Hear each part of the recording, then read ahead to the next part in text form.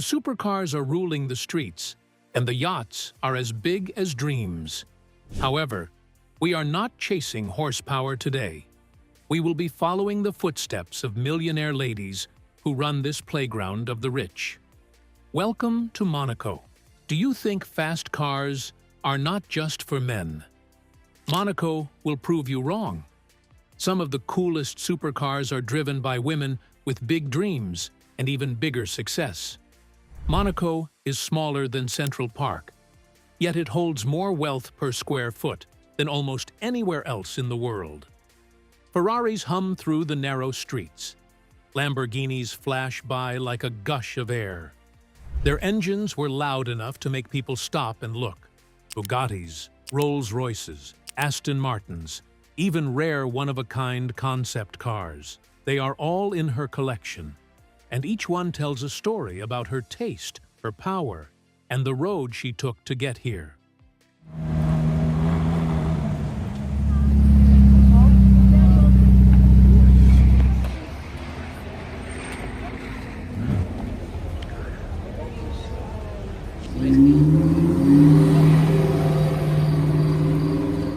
These women don't collect cars like trophies to gather dust in a garage. They take them out early in the morning, when the roads are still whispering and the city hasn't woken up. You can hear the soft growl of a V12 as it slides along the coast, or the electric whisper of a Rimac slicing through the silence. Who says red carpets are only for movie stars? In Monaco, some women drive their red carpets, and they shine just as bright. So who are these queens of the Monaco streets? Let's talk names. First up, we have Melanie Perkins. She built Canva when she was 19. This is similar to what Mark Zuckerberg did. Not in a big office, but in her college dorm room in Perth, Australia. Fast forward a few years, she's now worth over $4 billion.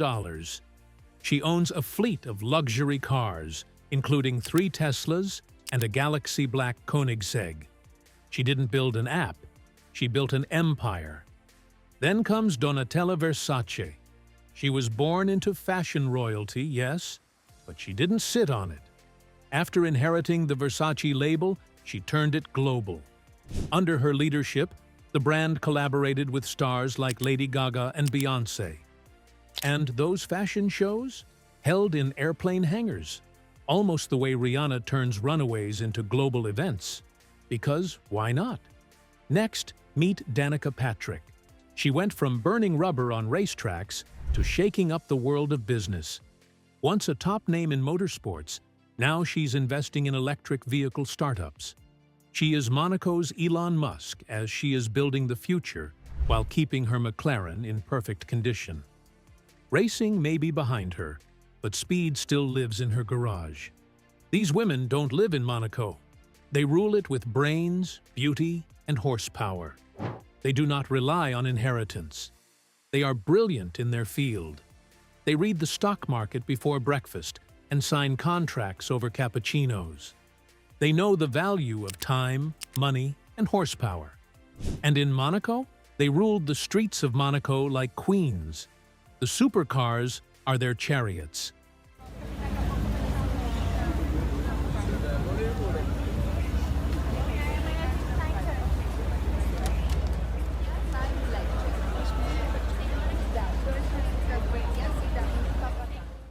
The day starts with breakfast at Café de Paris, where the croissants are golden, and so are the guests. Then a quick drive in a Pagani Huayra along the cliff roads of the Riviera, because the view is too pretty not to. Afternoons could be yacht meetings, could be charity auctions. In a place where everyone is watching, they still make their own rules. And when they show up at the Monaco Grand Prix, they don't appear to watch. They appear because either they own the cars or the team. The Grand Prix weekend is the heartbeat of Monaco, the one time of year when this already dazzling city becomes a center of festival. The soft purr of engines replaced by the thunder of Formula One cars slicing through the corners. It's not a race. It's a ritual. Balconies become front-row seats to the spectacle. And the queens of Monaco? They host the kind of parties you read about in magazines. Picture this: a sunset view of the harbor. A musician plays soft music in the corner, while a chef carefully prepares fresh sushi for the guests. There are no plastic wristbands or long guest lists.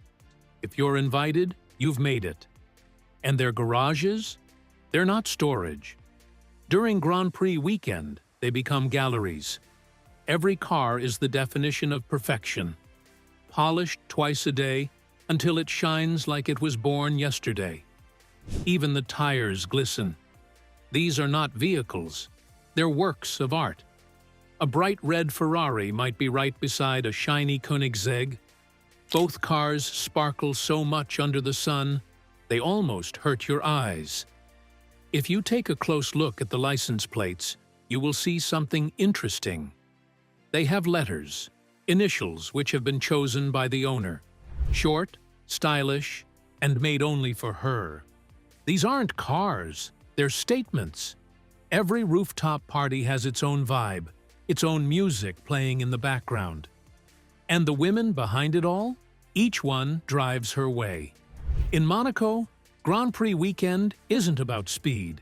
It's about presence, power, and prestige. And the millionaire ladies, they own the show. Norris was close with Carlos Sainz, but it's George Russell who's got the better traction with that medium tyre. Can he get close? No, he can't. Top 5, top 6 as they were off the line. Will we make our way through this sequence of corners unscathed this time? We will, and everyone will be trying to bring the tyre temperature in. Let's go behind the scenes. There are private clubs in Monaco where only a handful of people can go. Inside those clubs, secrets shared over crystal glasses. Deals made without handshakes, and friendships are stronger than diamonds. Some millionaire ladies prefer a quiet life. They build businesses behind closed doors. They support hospitals, fund researchers, and feed villages without a single photo online. They may not drive a gold-wrapped car. What about their power? It moves like a smooth engine in the night. And Monaco?